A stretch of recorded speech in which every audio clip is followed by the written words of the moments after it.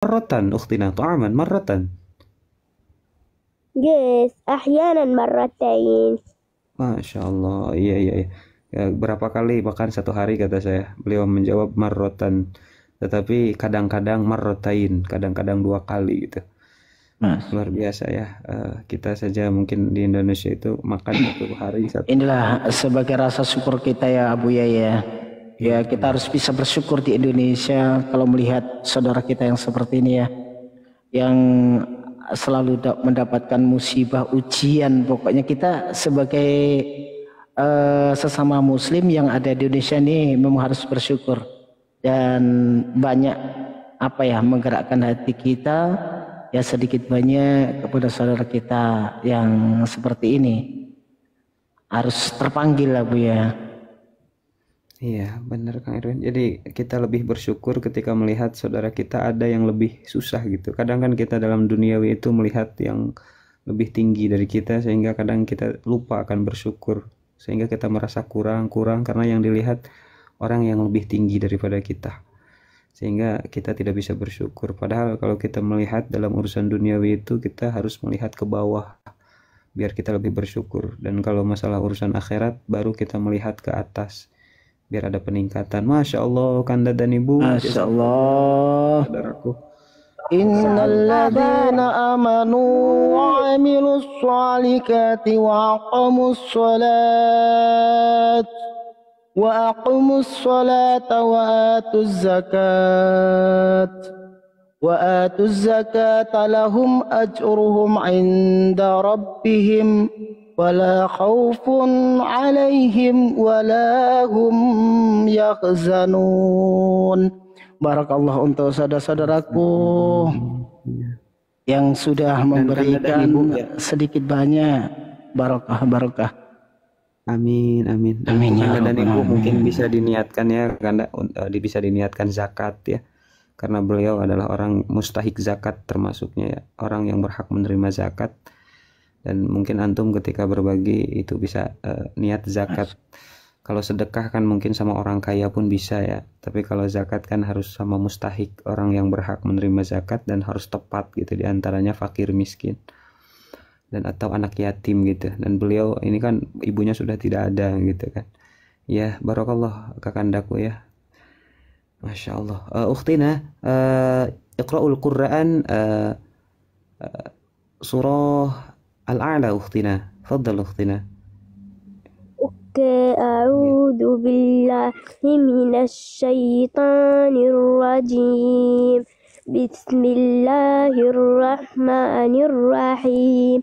سبح اسم ربك الأعلى الذي خلق فسوى والذي قدر فهدى والذي أخرج المرعى فاجعله غثاء أحوى سنقرئك فلا تنسى إلا ما شاء الله إنه يعلم الجهر وما يخفى وسنيسرك لليسرى فذكر إن نفعت الذكرى سيذكر من يخشى ويتجنبها الأشقى الذي يصلى النار الكبرى ثم لا يموت فيها ولا يحيا قد أفلح من تزكى وذكر اسم ربه فصلى بل تؤثرون الحياة الدنيا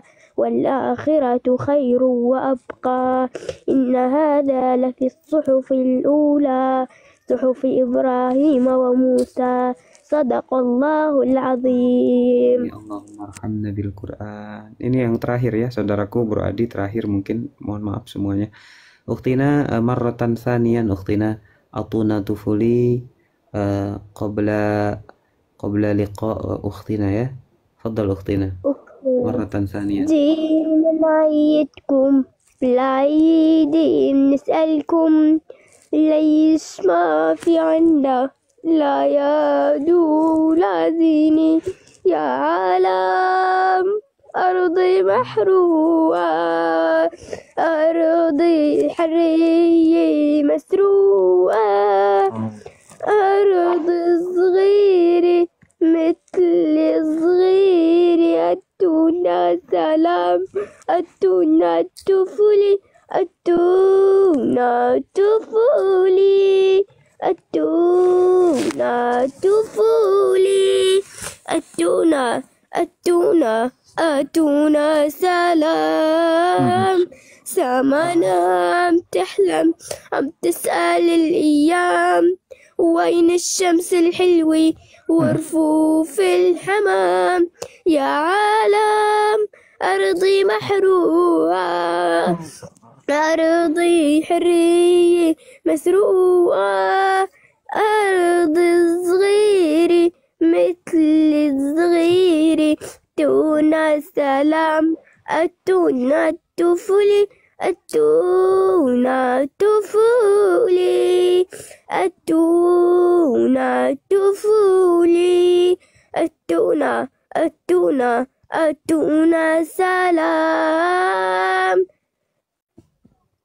شكرا لك وبارك الله بكم. اللهم ارزق أهل إندونيسيا اللهم احفظهم اللهم زدهم وبارك اللهم barakallah, masya Allah, senyum ya Allah, إن شاء الله الجنة ya Allah, ما شاء الله بارك الله بكم إن شاء الله senyumnya أصدقاء bahagia ميزان sekali ya Bu ya, ya حسنات Allah. Iya, dia lagi sakit ya بارك Erwin. الله بكم اللهم ارزق أهل إندونيسيا Amin, amin ya Allah, amin. اللهم زدهم وبارك اللهم ادخلهم إلى الجنة إن شاء الله أصدقاء جنات النعيم Amin ya Allah. إن شاء الله الجنة ما شاء الله بارك الله بكم إن شاء الله أصدقاء ميزان حسنات Amin ya بارك Allah. الله بكم. Ukhtina. Anti نعم أخي. tatsba'uni. Naam. Oke. Terima kasih. Terima kasih. Terima kasih. Masya Allah. Saudaraku, Saudaraku semua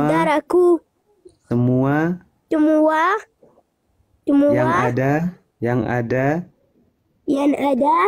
di Indonesia. Masya Allah. Masya Allah. Terima kasih semuanya. Alhamdulillah. اللهم ارزق أهل إندونيسيا اللهم احفظهم اللهم زدهم وبارك اللهم ادخلهم إلى الجنة إن شاء الله جنات النعيم. أختنا إلى اللقاء مع السلامة. عفوا أختنا ya, nahnu nata'allamu dinan. أختنا عفوا ya. Assalamualaikum. أختنا إلى اللقاء مع السلامة. Assalamualaikum warahmatullahi wabarakatuh. Waalaikumsalam warahmatullahi wabarakatuh. Masya Allah, terima kasih saudaraku semuanya. Dia senang, dia ketawa, apa dia posisi lagi sakit, Masya Allah. Abu ya. Ya. Abu ya. Ya bah. Mirip kali sama anak saya Abu ya. Mirip kali. Mirip apanya? Mirip matanya, mirip hidungnya. Kagak mungkin kalau mirip semua. Wah, wajahnya ini pasti mirip nih. Ini jadi anaknya. Mirip, wallahi. Ayah ini wallahi, pas tanya nih. Bang Cinta Sholawat. Masya Allah. Bang Cinta Sholawat tahu tuh. Coba open cam, Cinta pasti Sholawat mirip tuh, itu dengan Bang Saiful. Coba open cam, mirip itu, yakin nih. Iya mirip 100%. Kayak kembar. Tadi saya kasih tunjuk anak saya aja dia ketawa-ketawa.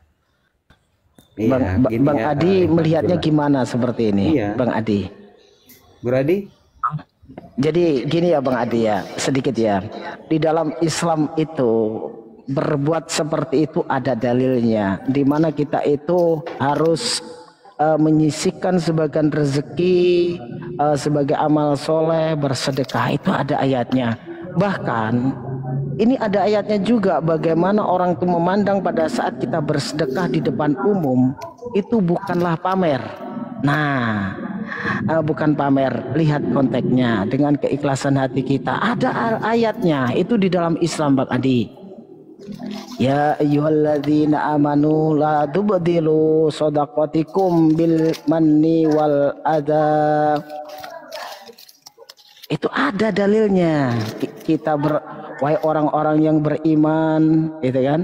Jangan membatalkan pahala sedekahmu dengan menyebut-nyebutnya dan menyakiti perasaan penerima. Jadi ada dalilnya.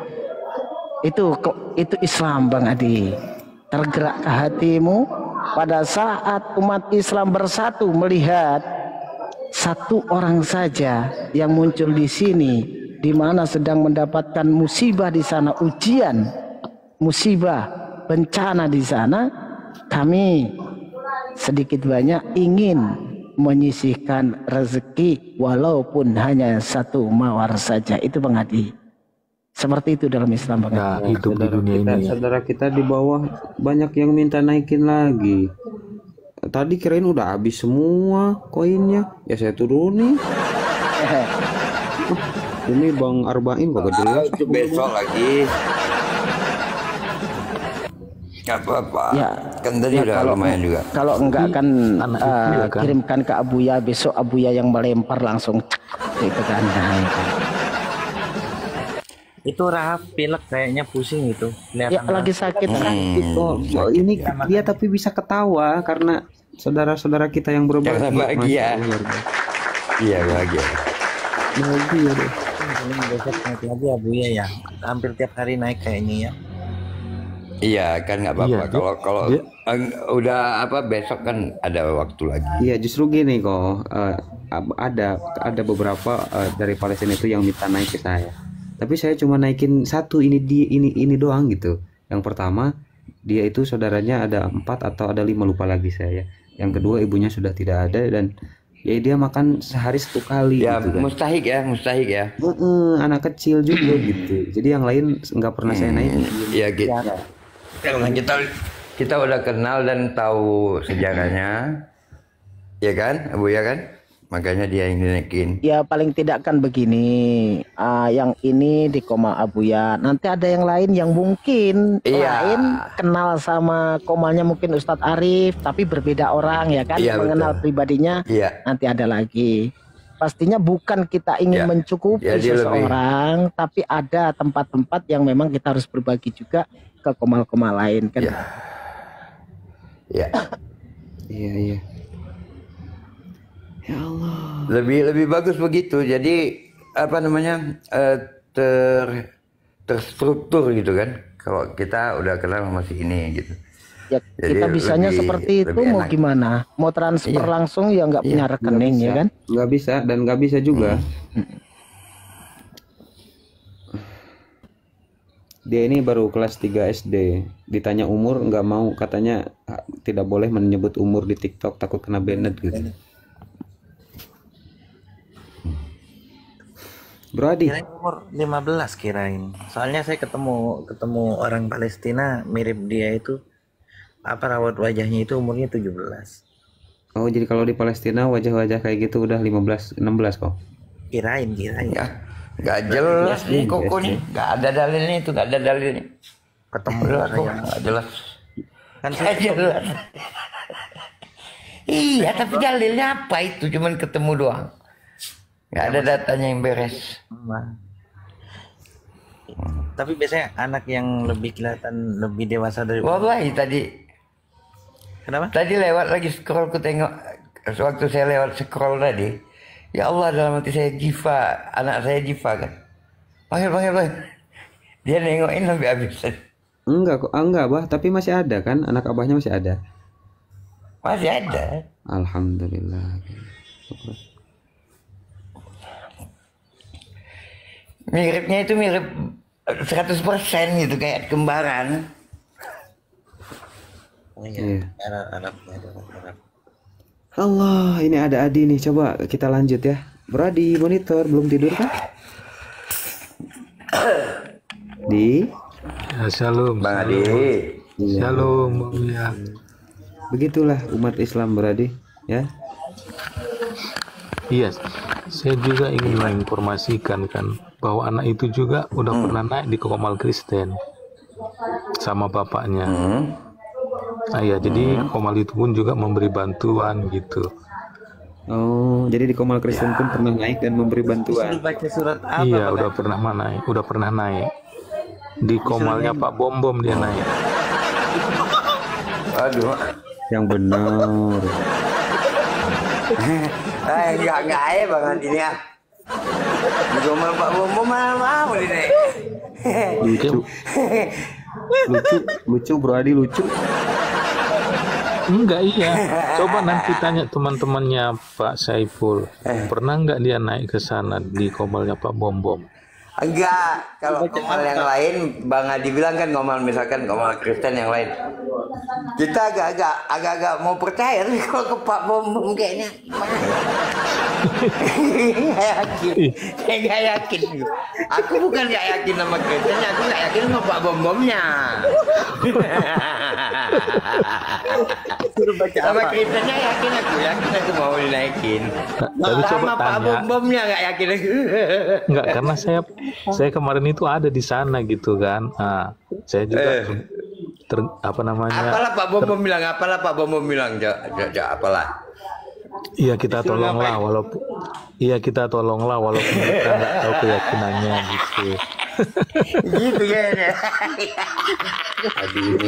Adi ini santun tapi suka berdusta. Nanti aja sama Yesus. Bentar Bro Adi, bentar saya izin dulu ya, izin. Ada Pak Nugroho. Nah, Pak Nugroho, selamat malam Pak Nugroho.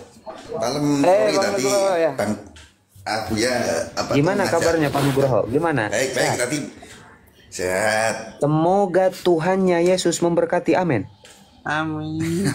Amin. Aduh, Pak Nugroho. Kandal Hidayah. Pak Abuya tadi ngajak join masih di kereta tadi dari Jakarta kan kemarin. Iya, Pak Nugroho orang sibuk. Saya maklumi. Enggak juga lah. Tapi gini Pak Nugroho ini kan orang yang rajin berbagi, apalagi Pak Nugroho ada Jumat berkah gitu kan. Kalau menurut saya itu bagus ya, sebagai kemanusiaan bagus gitu. Dan mungkin Pak Nugroho juga merasakan efek dari sedekah itu. Pak Nugroho merasakan nggak efek dari sedekah itu? Ya, yang jelas semua dimudahkan ya. Nah, tapi saya nggak pernah ngitung kayak gitu aku gini biar apa gini, nggak juga sih. Nah itu kalau di Al-Quran itu gini gini, Pak Nugroho ya, orang di luar Islam ketika berbuat baik tetap Allah balas kebaikannya gitu, karena Allah Maha Adil. Cuman kebaikannya Allah balas seketika di dunia gitu, karena Allah berfirman di dalam Al-Quran begini Pak Nugroho. Bismillahirrahmanirrahim. Wa man yabtaghi ghayral islami dinan falan yuqbala min wa huwa fil akhirati minal khasirin. Shadaqallahul azim. Wallahu a'lam bihaqiqatil murad. Barang siapa yang memeluk agama selain Islam, maka amalnya tertolak, fala yuqbala, tidak akan diterima. Nah, karena apa? Karena wa huwa fil akhirati minal khasirin. Tetap kebaikannya Allah balas, cuman seketika di dunia. Tidak ada kebaikan yang sifatnya akhirat. Karena akhirat ini, kenikmatan di akhirat hanya untuk orang-orang yang beriman kepada Allah. Sehingga tetap di akhirat mereka menjadi orang-orang yang rugi. Wa huwa fil akhirati minal khasirin. Jadi wajar ketika di luar Islam melakukan kebaikan, diantaranya sedekah, itu efeknya sangat terasa karena balasannya langsung kontan oleh Allah, dibalas di dunia gitu. Tetapi untuk muslim kadang ketika kita bersedekah itu kita tidak terlalu merasakan efeknya, karena kebaikan itu Allah akan balas di akhirat. Meskipun ada beberapa yang dibalas di dunia, tetapi untuk akhirat kita yang lebih utama, karena akhirat ini hidup yang tidak ada ujungnya, hidup yang selama-lamanya, hidup yang kekal. Bahkan ingat kata Yesus juga Pak Nugroho, hidup yang kekal itu mengenal engkau satu-satunya Allah yang benar. Wah, itu keren kan Pak? Satu-satunya loh Pak Nugroho, tidak ada duanya itu. Dan mengenal Yesus Kristus yang telah engkau utus. Tapi kenapa Pak Nugroho malah menuhankan Yesus? Ini lain nih yang harus dibongkar malam ini Pak Nugroho. Masa Pak Nugroho nggak mau punya hidup yang kekal? Lanjut Pak Nugroho. Memperkosa kata-kata satu-satunya itu. Sebenarnya Kata-kata satu-satunya diperkosa itu. Di sini ada yang non muslim, ada apa enggak ini di sini nih? Ada Bang Adi itu, Bang Adi. Protestan dia. Bang Adi. Protestan. Sebenarnya kalau masih mending muslim lah ya, kita berbagi langsung dapat. Enggak, bukan masih mending, memang mending sekali Pak. Iya, maksudnya gini Pak Saiful, maksudnya kita berbagi langsung dapat efeknya langsung kan di dunia, walaupun di akhirat tidak kan gitu, ya kan. Kalau kita di Katolik, kalau kita berbuat baik dengan orang yang baik sama kita tuh malah nggak dapat apa-apa. Yang dihitung tuh kalau kita berbuat baik kepada orang yang jahat sama kita, wah itu. Seperti balas ya, ngebalas ya berarti ya. Nggak ada efeknya kita. Kalau buat namanya. Iya itulah. Kalau buat baik itu dianggap balasan aja gitu ya. Bukan, kalau kita berbuat baik kepada orang yang baik sama kita nggak dapat apa-apa karena orang jahat pun akan melakukan demikian katanya. Iya. Kalau kita berani berbuat baik pada orang yang jahat sama kita, wah itu baru ada poinnya. Itu pun di surga poinnya. Itu. Jadi ya itulah di situ yang kita. Itu Katolik Bang ya? Saya Katolik ya, makanya saya Katolik itu agak berat nih, bukan agak lagi, soalnya sampai detik ini umur 47 aja kita belum bisa berbuat baik pada yang jahat sama saya tuh nggak sanggup kita. Berat itu Bang. Berat. Itu yang disuruh. Berat. Kalau cuma berbuat baik. Bahkan kalau kita baca di kitab aja pun kan Yesus saja nggak mampu memberikan itu kan. Ketika ditampar pipi kanannya, dia bukan kasih pipi kirinya, dia malah nanya, kenapa engkau menampar aku? Ya kan? Ya, makanya dan begini Pak Nugroho ya. Nanti mungkin Pak Nugroho bisa mengangkat satu tema. Nanti Pak Nugroho head to head sama Kanda Al Hidayah, dan nanti Bro Adi juga bisa menanggapi, dan guru-guru saya yang di atas juga bisa menanggapi ya. Tapi begini terima kasih, Pak, ini banyak yang pinter nih. iya, kita belajar bersama-sama lah Pak Nugroho ya. Terima kasih. Iya benar. Sebenarnya yang disampaikan oleh Pak Nugroho itu di Islam juga ada Pak Nugroho. Hadis Rasulullah mengatakan seperti ini Pak Nugroho. Sil man koto'aka, sil sambunglah man koto'aka terhadap orang yang sudah memutuskan. Maksud di sini adalah silaturahmi. Jadi kalian harus menyambung hubungan silaturahmi kepada orang yang suka memutuskan silaturahmi. Intinya apa? Intinya keburukan jangan dibalas dengan keburukan gitu. Nah, orang yang memutuskan silaturahmi, kita harus menyambungkannya lagi supaya persaudaraan kita itu kuat gitu. Terus daripada hadis tersebut seperti ini. Silman koto'aka wa ahsin ilaman asa'a ilaika, kata Rasul. Dan berbuat baiklah kepada orang yang telah berbuat jelek kepada kamu. Jadi ada perintahnya Rasulullah juga. Tetapi Islam itu agama yang adil Pak Nugroho. Ketika orang berbuat jahat kepada kita, lebih baik kita memaafkan, jangan membalas. Cuman kalau ingin membalas pun boleh, tapi dengan hak yang sama. Jangan berlebihan. Karena Islam agama yang adil gitu. Tetapi memaafkan itu lebih utama, lebih bagus. Cuman kalau kita ingin membalas pun itu tidak masalah. Cuman membalasnya dengan balasan yang sama, jangan berlebihan. Paham kan? Bro Nugroho? Ya, paham. Nah, itu. Paham. Keren. Lanjut Kanda Al Hidayah atau Pak Nugroho mau angkat tema apa? Silakan Pak. Enggak, saya selalu tadi ada yang sebentar tadi pas mandi kan lihat sebentar gitu kan, yang orang Palestina tuh tadi. Palestina ya tadi ya? Iya. Itu memang kita harus bantu orang-orang yang ya bukan berarti kita bantu tuh orang yang selalu di bawah kita, di atas kita aja pasti kita bantu kalau memang dia butuh pertolongan kan, seperti itu. Apapun agamanya segala macam itu nggak ada masalah. Kan gini Pak Nugroho, kalau di Islam itu Pak Nugroho, kalau sedekah itu meskipun kepada orang kaya boleh kalau sedekah karena hukumnya sunnah. Kalau zakat, ada zakat di Islam itu untuk orang-orang yang menengah ke atas, bahasanya itu nisob, dan itu setahun sekali dikeluarkannya. Berarti orang-orang yang sudah mencapai nisob batasan gitu kan, wajib zakat.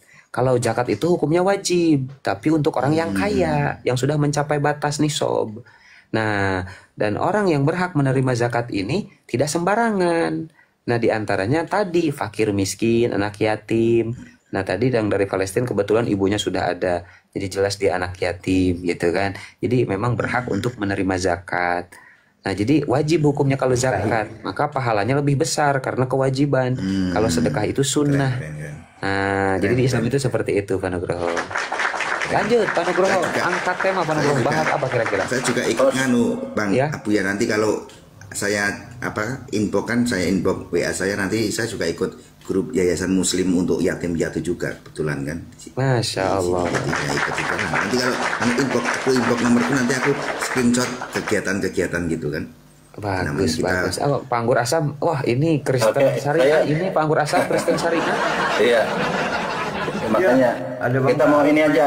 Tadi apa dibahas tentang urapan. Urapannya tolong penjelasannya apa urapan dan apa tuh baptisan ya kalau nggak salah. Silakan. Siapa tadi Bang Adi yang membawa itu? Tapi siapa Pak Nugroho atau mau apa? Silakan. Apa? Urapan dan baptisan ya, Pak Anggur Asam ya. Iya. Oke, Tadi ada mungkin Pak Nugroho mau bernarasi dulu, silakan, nanti Pak Anggur Asam menanggapi, silakan. Apa itu urapan? Apa itu baptisan? Dia aja mungkin ya, yang Kristen yang lebih paham ya. Kalau saya kurang begitu paham, gitu-gitu. Oh, gitu ya, di Protestan berarti. Waduh. Oke, Bang Adi, silakan Mas. Oke. Ini Bang Adi yang tadi yang ingin menyampaikan. Iya.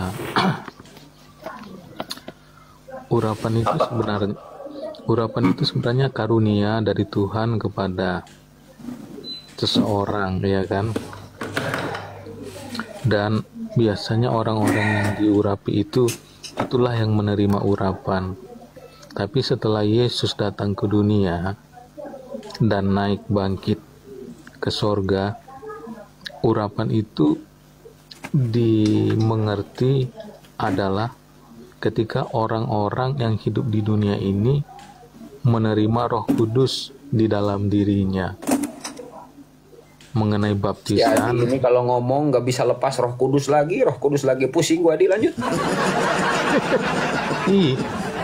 iya, karena memang gitu Bang, dalam perjanjian baru kan. Nah, itu tertulis dalam kitab 1 Yohanes. Saya lupa ayatnya. Nah, nanti saya cari. Nah, mengenai baptisan, ya kan, itu adalah tanda yang memang ditetapkan oleh Tuhan terhadap seseorang yang telah menerima Yesus sebagai Tuhan dan Juru Selamatnya.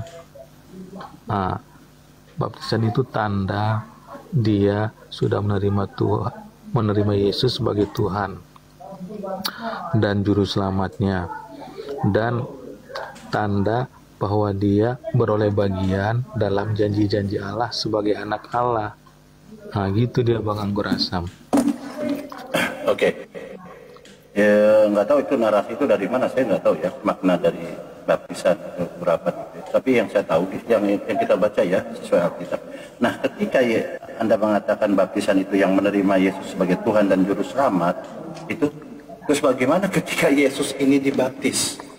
Apa dia menerima Tuhan yang mana nih? Silakan.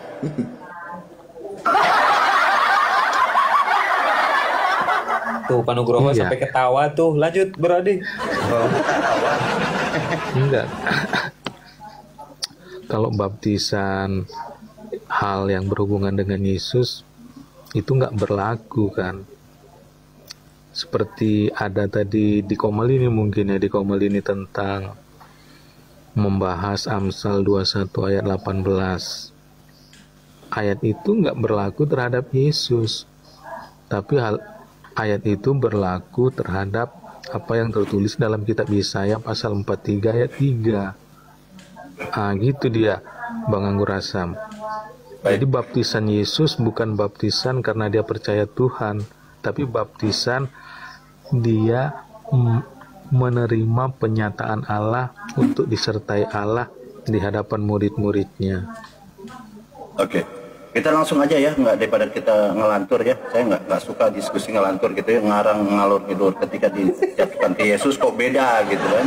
Nah makanya kita ini kan orang tua semua, gitu kan harus bisa memberikan pemahaman yang memang sesuai Alkitabiah gitu, nggak usah ngarang gitu ya. Nah baptisan itu ya kita baca data aja ya.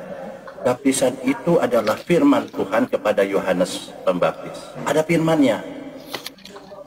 Apa itu baptisan? Ini kita pakai data, izin dibesarkan Mas ya.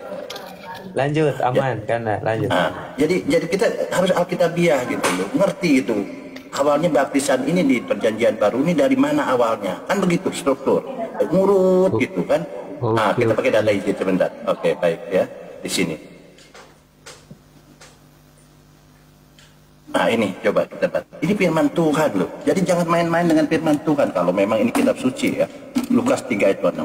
Pada waktu itu Hanas dan Kayafas menjadi imam besar. Datanglah firman Allah kepada Yohanes. Ini firman loh. Apa firman isinya? Nanti di sini dikatakan, maka datanglah Yohanes ke seluruh datang dan menyerukan ini. Apa ini firmannya? Bertobatlah dan berilah dirimu dibaptis dan Allah akan mengampuni dosa.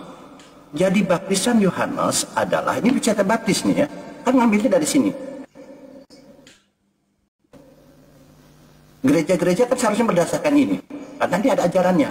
Maka bertobatlah dan berilah dibaptis oleh karena Allah akan mengampuni dosamu. Jadi baptisan adalah pertobatan dan pengampunan dosa.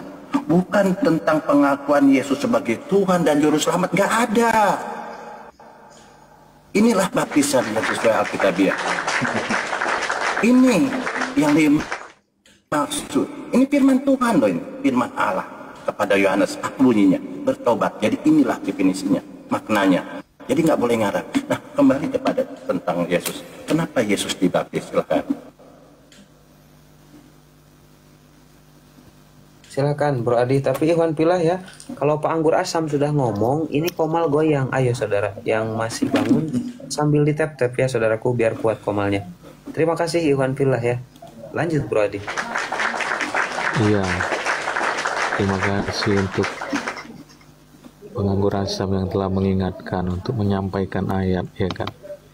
Dalam Yohanes pasal 1 ayat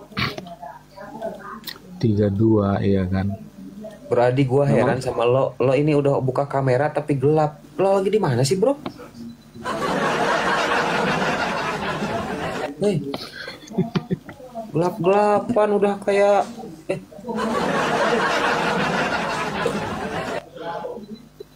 Ya nanti diperiksa lah, nanti diperiksa.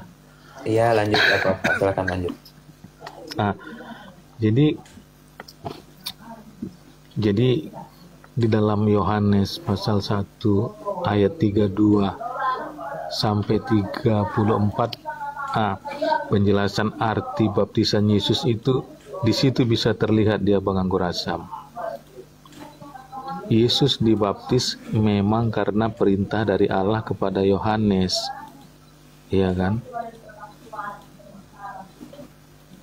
Supaya digenapkan dia sebagai seseorang yang telah dipilih Allah untuk menyatakan bahwa dia itu asalnya dari sorga, bahwa dia itu disertai oleh Roh Kudus, bahwa dia itu juga anak Allah.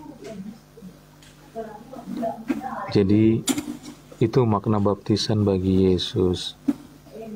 Tapi bagi manusia, makna baptisan itu adalah supaya manusia itu diampuni dosa-dosanya setelah percaya kepada Yesus adalah Tuhan. Masuk doktrin. Nah, gitu masuk dia Bang Anggur Asam. Doktrin.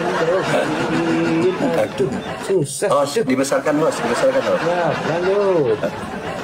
Jadi ya itu dibantah kalau Yesus ini datang dari sorga, dari Allah, dikatakan Tuhan, itu dibantah oleh Yesus sendiri. Jadi iman Kristen ini dibantah oleh Yesus. Baca Yohanes 17 ayat 14. Apa kata Yesus di itu? Dibantah oleh Yesus bahwa yang datang dari sorga adalah Tuhan. Tidak, di sini. Iblis dari sorga, nanti iblis juga jadi Tuhan. Gimana kalian? Ambil Bible dulu Bang, bentar. Oke. Bible dulu bentar. Oke, Yohanes 17 ayat 14. Bukan Yesus dari sorga jadi Tuhan. Ini bicara bab pembaptisan ini. Ini kita ini dibantah oleh Yesus ayat tadi. Dia tidak menyatakan bahwa dia Tuhan. Yohanes 17:14. Aku telah memberikan firman-Mu kepada mereka dan dunia membenci mereka karena mereka bukan dari dunia. Sama, dia bilang. Yesus apa katakan? Sama. Seperti aku, bukan dari dunia. Sama. Sama, ini tidak ada bedanya. Same, sama. Saya ulang ya. Jadi tidak mengategorikan bahwa Yesus datang dari sorga berarti dia Tuhan. Di sini dikatakan, ayat tadi dibantah oleh Yesus bahwa dia bukan Tuhan walaupun dia dari sorga. Karena apa dia bilang? Aku telah memberikan firman-Mu kepada mereka. Dari firman Bapa. aku telah memberikan firman Bapa, firman Allah kepada mereka, dan dunia membenci mereka karena mereka bukan dari dunia. Sama, dia bilang. Sama. Ini ada sama nih. Seperti aku bukan dari dunia. Oke? Jadi di sini bahwa Yesus sama dengan kita, manusia. Siapa yang mengatakan? Yesus sendiri loh. Ini baca nih, sama nih, sama. Ya, kita lari ke pembaptisan tadi ya. Baptisan, ketika Yohanes pembaptis dengan Yesus akan dibaptis oleh Yohanes, di situ narasinya apa? Yohanes dengan rendah hati, dia tahu siapa Yesus, Yesus tahu juga siapa Yohanes pembaptis, anak Zakaria ini yang di dalam rahimnya penuh Roh Kudus.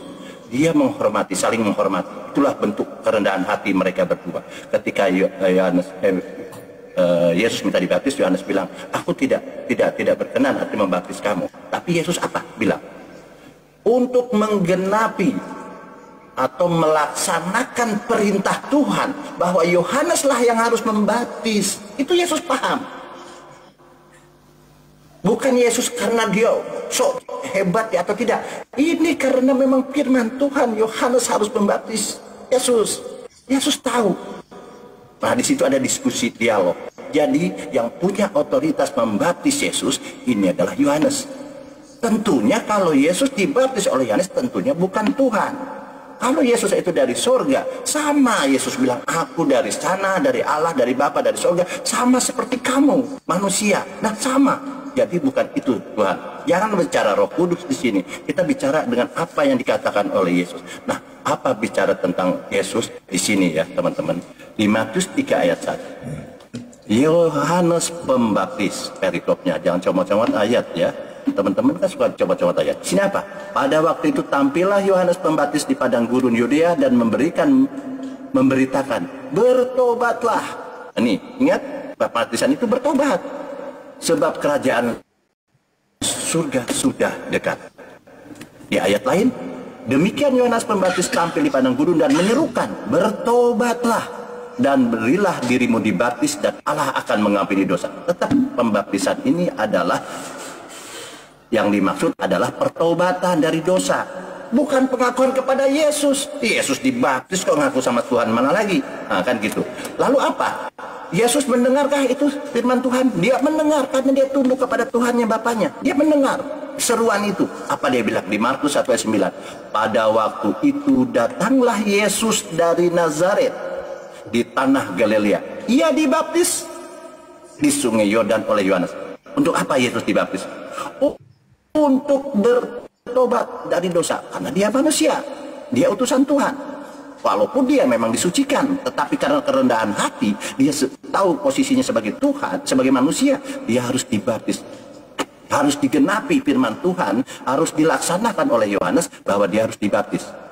Yesus datang ini, dibaptis. Jadi pembaptisan Yohanes terhadap Yesus atau kepada siapapun di sana yang mendengar seruannya, yaitu pertobatan dari dosa. Nah, kita lanjut sini. Yesus dan lain-lainnya yang dibaptis kan banyak nih. Yang dibaptis banyak. Di Sungai Yordan ini banyak, bukan Yesus saja. Di sini apa? Termasuk Yesus di sini. Matius 3 ayat 6, ayat berikutnya. Lalu sambil mengaku dosanya, lihat, mereka dibaptis oleh Yohanes di Sungai Yordan. Cocok bahwa tentang baptis adalah tentang pengakuan dosa untuk bertobat, bukan pengakuan terhadap Yesus. Ini dari mana gitu loh? Itu lalu Pak, Matius 3 nomor 6 ya. Ayat 6 ya? 6 ya? Ya. Di sini kata mereka di sana ada siapa? Ya ada Yesus juga di sana. Karena yang dibaptis bukan Yesus saja, banyak yang dibaptis itu kan.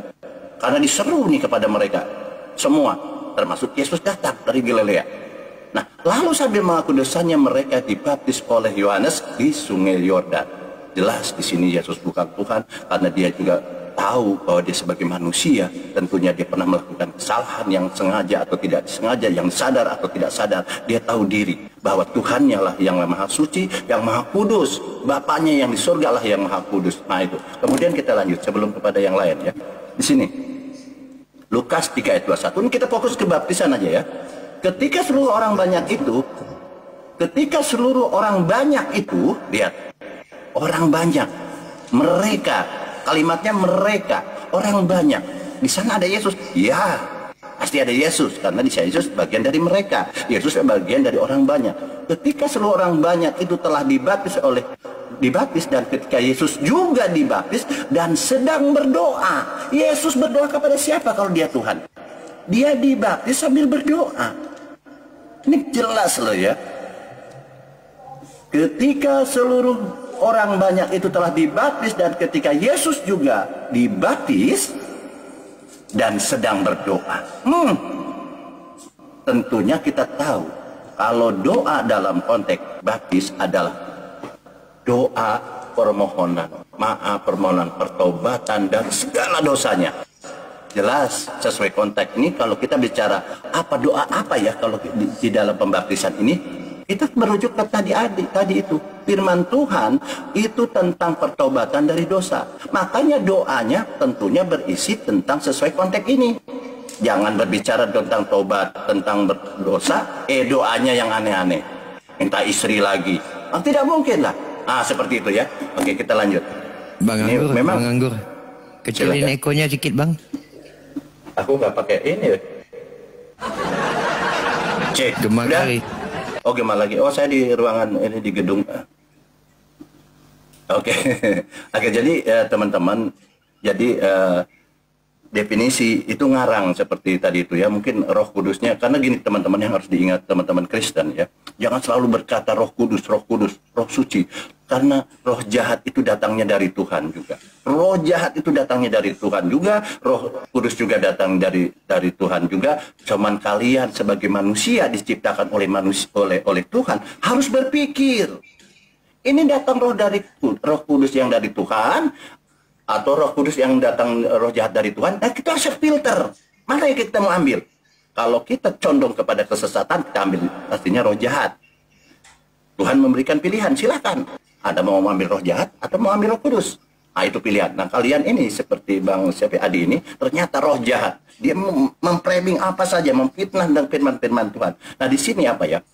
Apa itu baptisan? Di Kisah Para Rasul 19:35. Lalu kata Paulus kepada mereka, kalau begitu dengan baptisan manakah kamu telah dibaptis?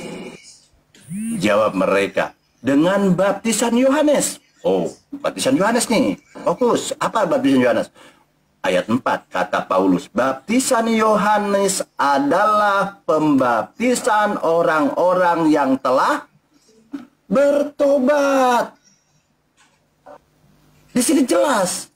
Ya, jadi jangan ditafsir apa-apa lagi bahwa baptisan Yohanes ini adalah baptisan bertobat. Jadi jangan lagi mengatakan Yesus adalah Tuhan, Yesus Tuhan. Karena sudah Yesus juga menggenapi tentang pembaptisan Yohanes itu, dia adalah harus bertobat dari dosa. Nah, tentunya kita tidak sedang merendahkan Yesus, tapi di sini kita sedang memuliakan Yesus, bahwa Yesus inilah dijamin surga, udah dijamin kekudusannya, tetapi dia sedang merendahkan diri, tetap merendahkan diri. Sebagai manusia yang dekat dengan Tuhan, dikatakan anak Allah itu orang yang dekat. Tetap, apalagi kita yang jauh dari Yesus, jauh dari Tuhan, kita harus tetap merendahkan diri. Ya, begitu aja dari saya, bahwa tetap fokus bahwa tadi itu Yesus adalah bukan Tuhan, karena sesuai data-data ini, dia juga bertobat dari dosa, dia juga mengaku dosanya, dia berdoa juga. Demikian, silahkan dilanjut. Terima kasih. Keren. Makasih Pak Anggur Rasa, makasih. Ya, ini dia Bang Anggur Rasa, ya kan. Kalau kita ingin melihat jelas tentang makna Yesus dibaptis itu jelas terlihat dalam Yohanes 1 ayat 32 sampai 34. Saya akan bacakan ya. Dan Yohanes memberi kesaksian, katanya, aku telah melihat roh turun dari langit seperti merpati, dan ia tinggal di atasnya.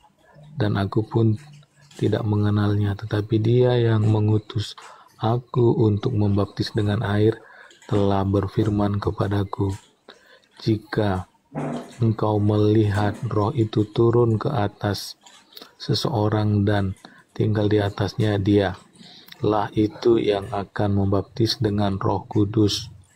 dan aku telah melihatnya dan memberi kesaksian, ia ini adalah anak Allah. Jadi sini menyatakan siapakah Yesus itu kepada orang banyak melalui Yohanes, agar orang-orang banyak itu mau percaya kepada Yesus. Namun buktinya orang-orang banyak itu nggak mau percaya kepada Yesus. Mereka tetap menolak Yesus itu adalah anak Allah. Mereka tetap menolak Yesus itu adalah utusan Allah. Mereka tetap menganggap Yesus itu adalah manusia biasa. Jadi makna pembaptisan Yesus itu jelas terlihat dalam Yohanes pasal 1 ayat 32 sampai 34 ini, kalau menurut saya, Bang Anggur Asam.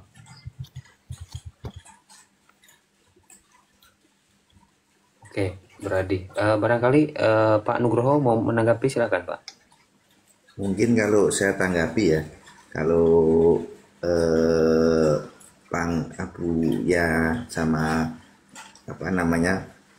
siapa tadi, Pak Anggur Asam melihat Bang Adi ini menuhankan manusia Yesus ya, kan gitu, ya kan? Masih mending Bang Adi dia cuma menuhankan manusia Yesus. Kalau saya Katolik, tunduk juga sama perintah Paus, dua berarti Yesus sama Paus.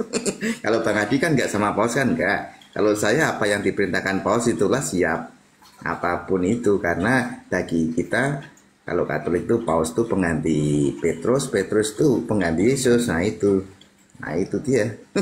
Lebih parah lagi kan. Kalau menurut Islam pasti lebih parah lagi. Tapi keren, Pak Nugroho sudah mengakui bahwa Pak Nugroho lebih parah daripada Adi. Iya memang. Kalau asumsi Muslim pasti gitu kan, pasti gitu, karena kalau di Kristen tuh cuma ke Yesus saja kan. Nah, satu aja tuh. Kalau kita Petrus itu penggantinya Yesus. Nah, Petrus itu Paus pertama. Jadi sampai sekarang Paus yang Fransiskus itu otomatis penggantinya Petrus kan. Kayak Hamengkubuwono 1, 2, 3 itu kan sampai penggantinya 1 tuh yang 2 pasti penggantinya 1 kan. Iya. Nah, itu.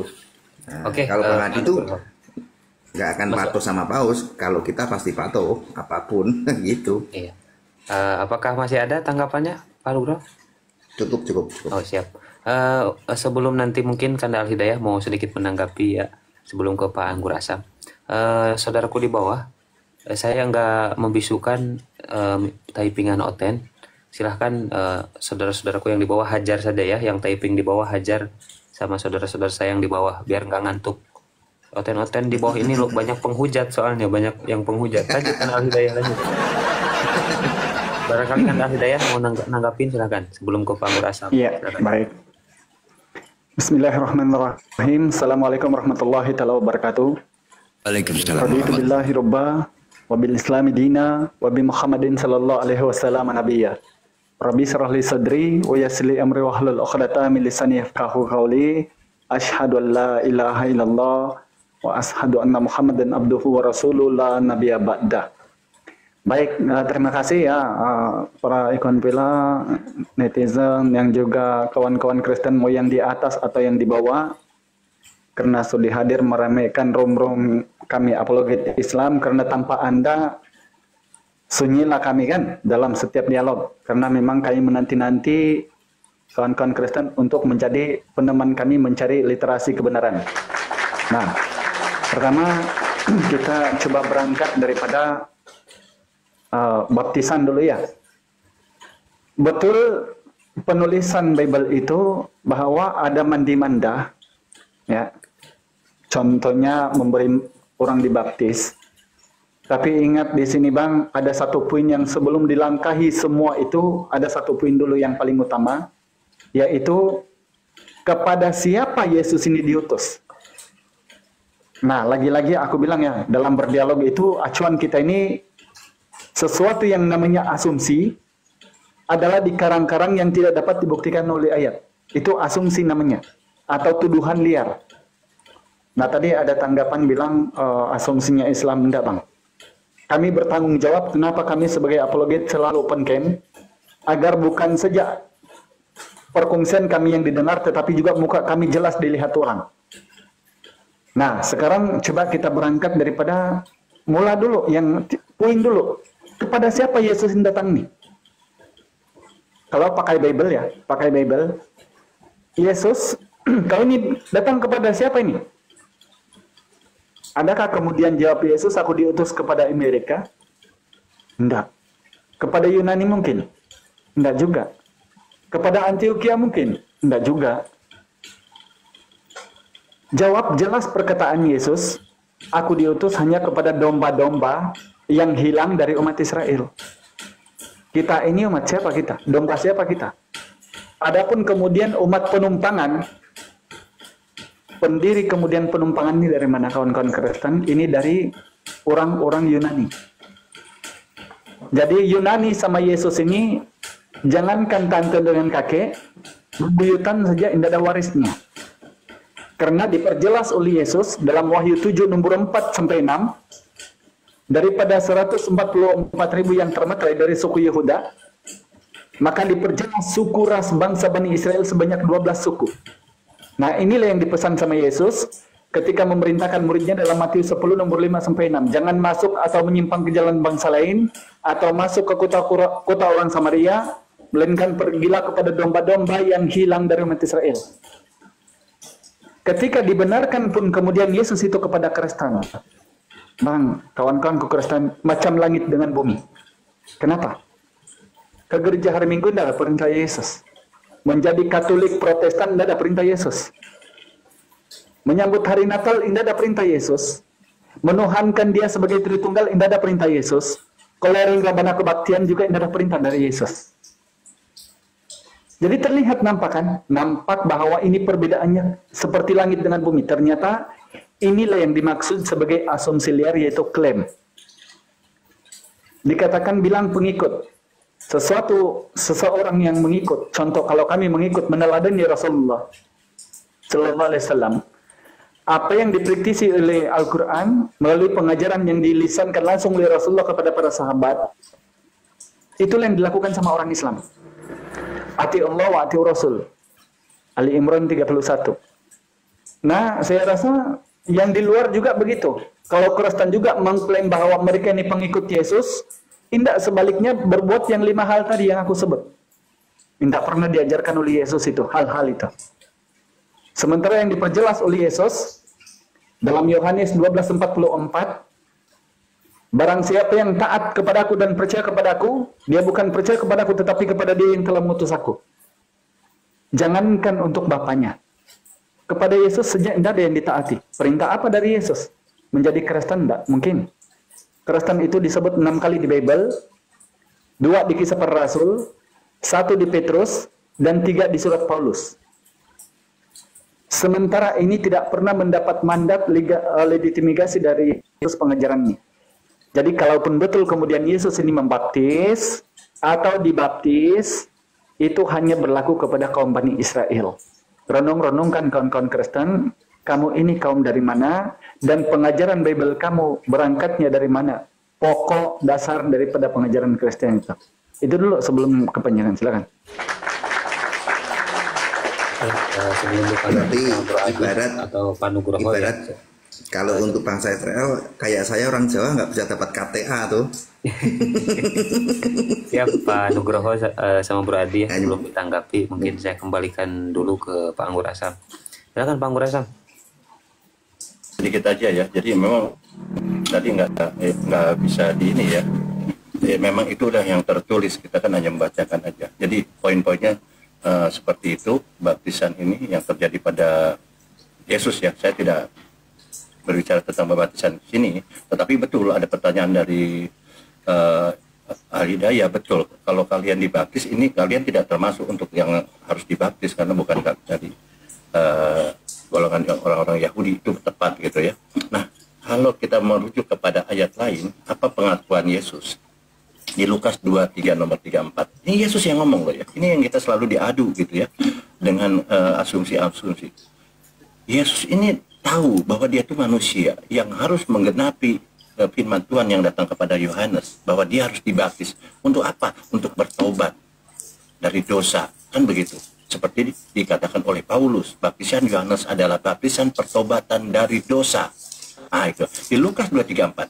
Yesus berkata, "Ya Bapa, ampunilah mereka, sebab mereka tidak tahu apa yang mereka perbuat." Kalau dia Tuhan, ngapain dia doa lagi kepada Bapa? Ya ampuni saja kan.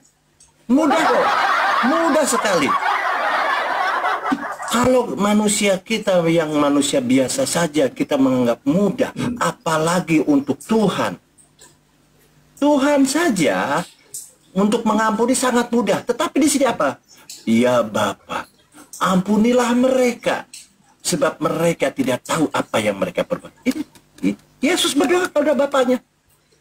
Padahal kalau memang Yesus Tuhan, mudah sekali.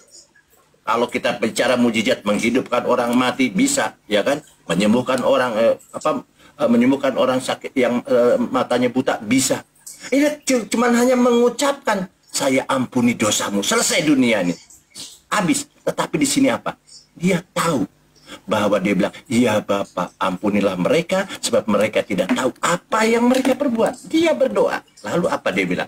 Kalian selalu membawa Yohanes 1 ayat 1, pada mulanya firman. Firman itu bersama-sama dengan Allah, dan firman ini Allah. Pada mulanya terus dibawa-bawa. Nggak ada akhirnya. Lalu loncat ke Yohanes 1:14. Loncat dia. Ya Tuhan, firman itu telah menjadi daging. Lalu daging itu ditafsir menjadi manusia. Lalu ditafsir lagi adalah Yesus. Luar biasa. Pokoknya harga mati Yesus Tuhan.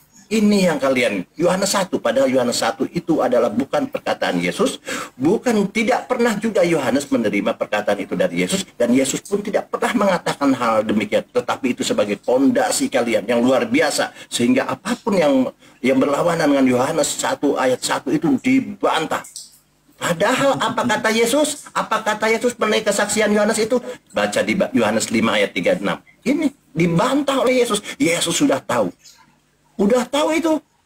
Tetapi aku mempunyai suatu kesaksian yang lebih penting daripada kesaksian Yohanes. Kalian Yohanes 1 ayat 1 mengatakan, Yohanes 1:14, Yesus adalah Tuhan. Tadi bantah oleh Yesus. Tetapi aku mempunyai suatu kesaksian yang lebih penting daripada kesaksian Yohanes. Penting ini. Catat penting. Kalian sepelekan. Lalu dilanjut. Apa Yesus bilang? Yaitu segala pekerjaan yang diserahkan Bapa kepadaku. Nah, dia penerima pekerjaan. Supaya aku melaksanakannya. Lah, hamba dia. Pesuruh. Karyawan. Pekerjaan itu juga yang kukerjakan sekarang. Dan itulah yang memberi kesaksian tentang aku. Apa kesaksiannya?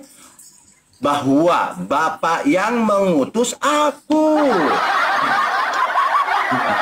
Inilah kesaksian. Nah kalian, ini ayat ini, Yesus memberi kesaksian bahwa Bapa yang mengutus aku. Dia utusan. Kalian bantah dengan Yohanes 1 ayat 1. Itu pernyataan Yohanes. Catat, Yohanes 1 ayat 1 sampai 14, dan itu bukan pernyataan Yesus. Tidak juga Yesus pernah mengatakan demikian kepada Yohanes. Tidak pula Yohanes pernah menerima firman seperti itu dari Yesus. Makanya dibantah oleh Yesus. Bahwa kesaksian Yohanes itu tidak penting. Yang penting itu ini. Bahwa Bapa yang mengutus aku. Bukan Bapa yang menjadikan aku Tuhan. Jangan dirubah. Itu aja dari saya. Lanjut. Terima kasih. Oke, siap. Sebelum nanti saudara-saudara saya Muslim ikut menanggapi, ini saya serahkan dulu ke Bro Adi. Bro Adi, sebelum ke Pak Nugroho, silakan Bro Adi ditanggapi, Bro.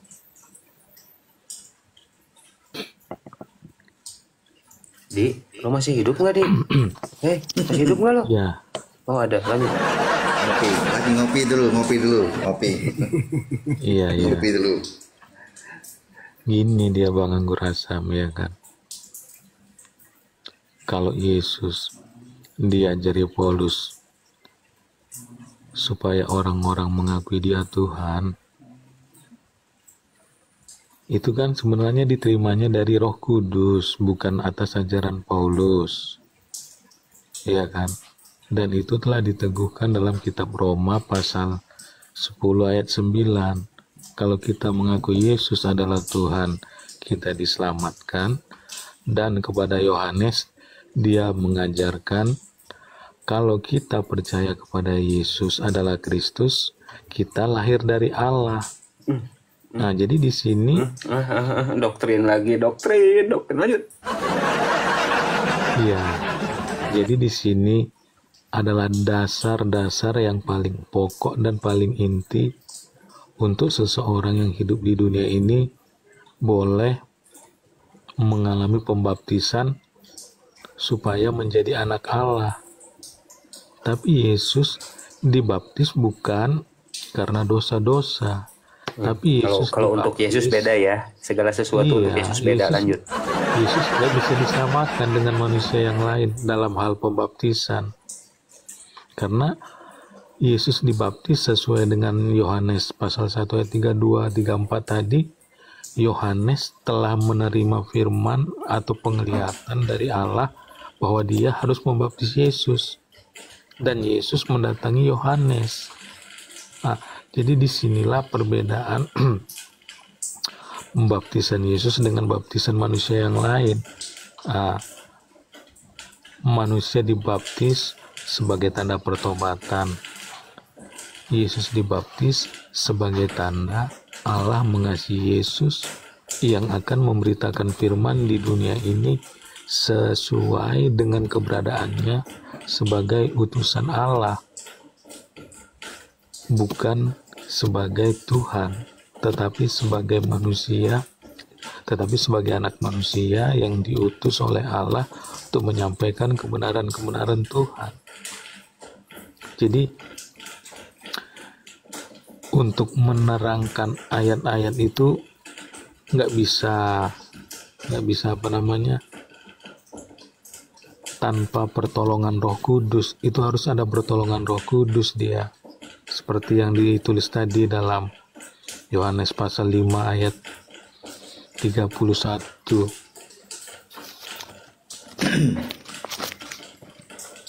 Yohanes 5 ayat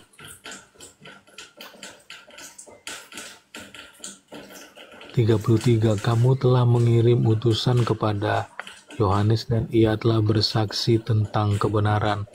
Tetapi aku tidak memerlukan kesaksian dari manusia, namun aku mengatakan hal ini supaya kamu diselamatkan. Jadi kebenaran-kebenaran yang disampaikan Yesus itu adalah untuk menyelamatkan manusia, bukan untuk menyatakan hal-hal yang lain. Gitu dia. Udah Bro Ade. Iya, itu aja. Oke. Thank you Bro Ade, thank you. Ngopi lagi Bro Ade. Silakan ke Panugroho dulu. Panugroho silakan, Panugroho. Ya, kalau lihat ayat tadi pastilah logikanya nggak ketemu.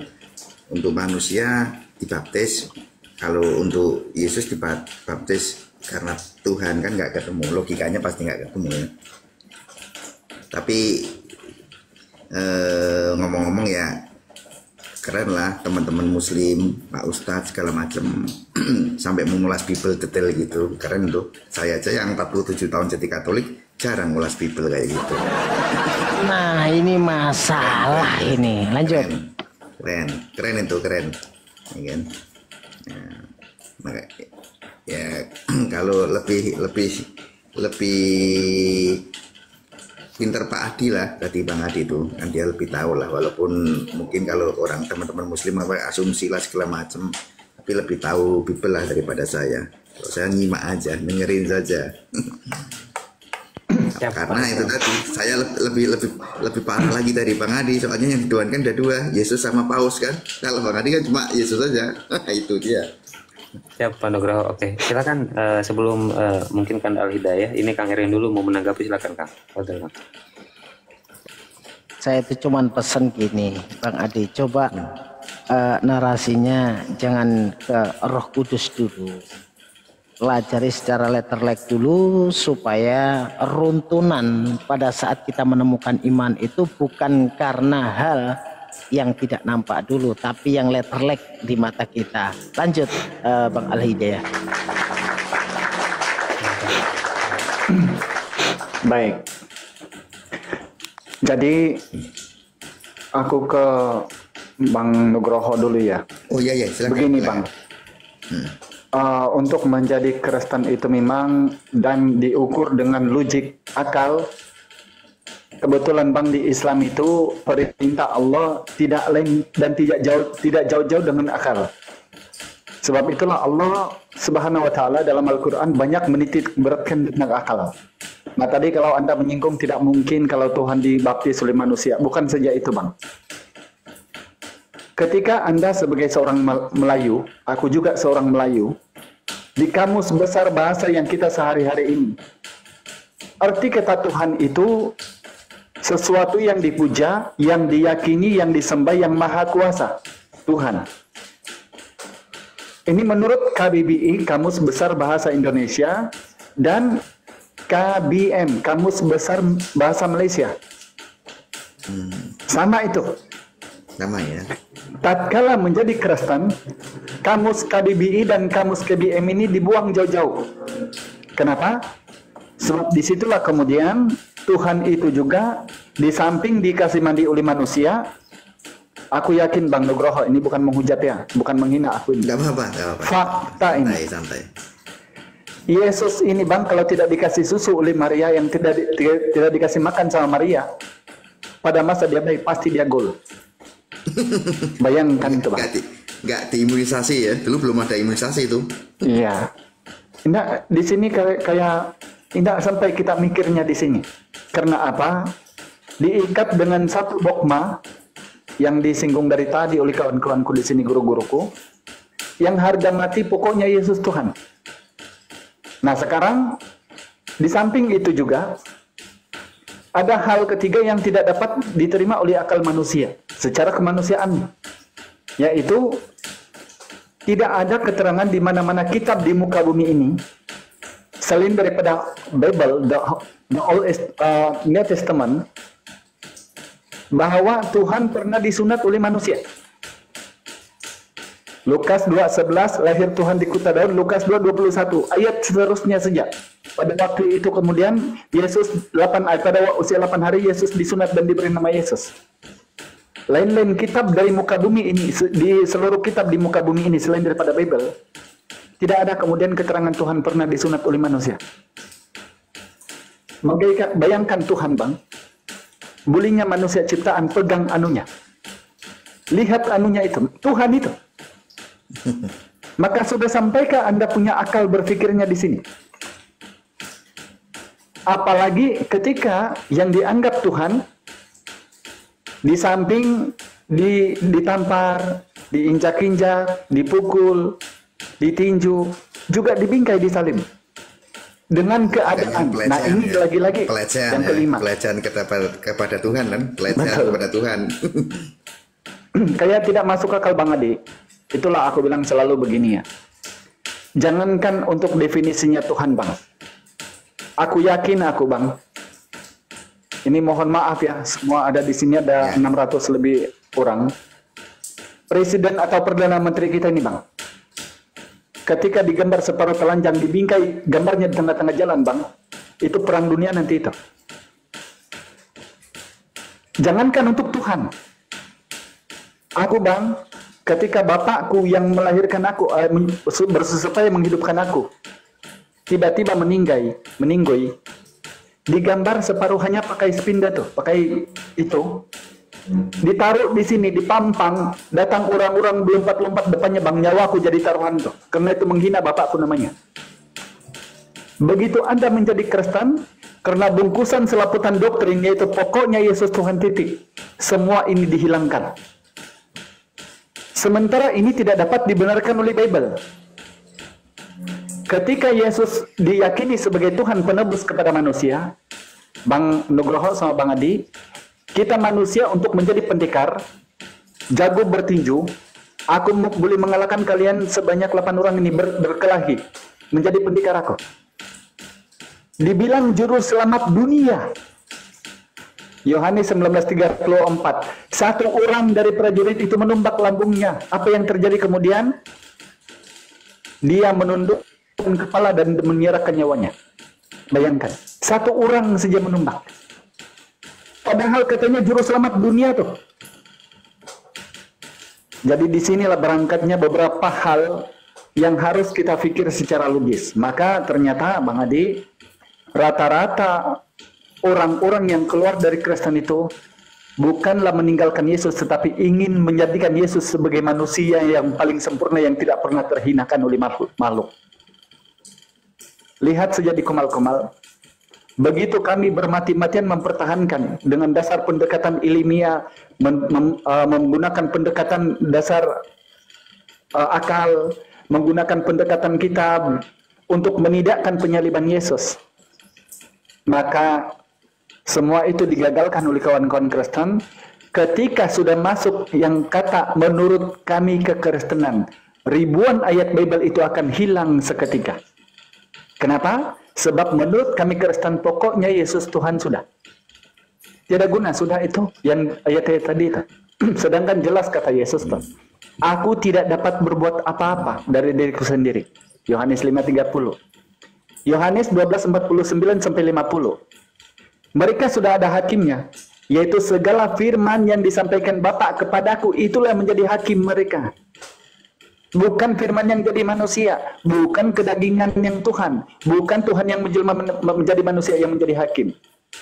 Bahkan kalau kita melihat perkataan Yesus dalam Yohanes 5:45, lebih benar perkataan Musa katanya, karena itulah yang menjadi hakim di surga.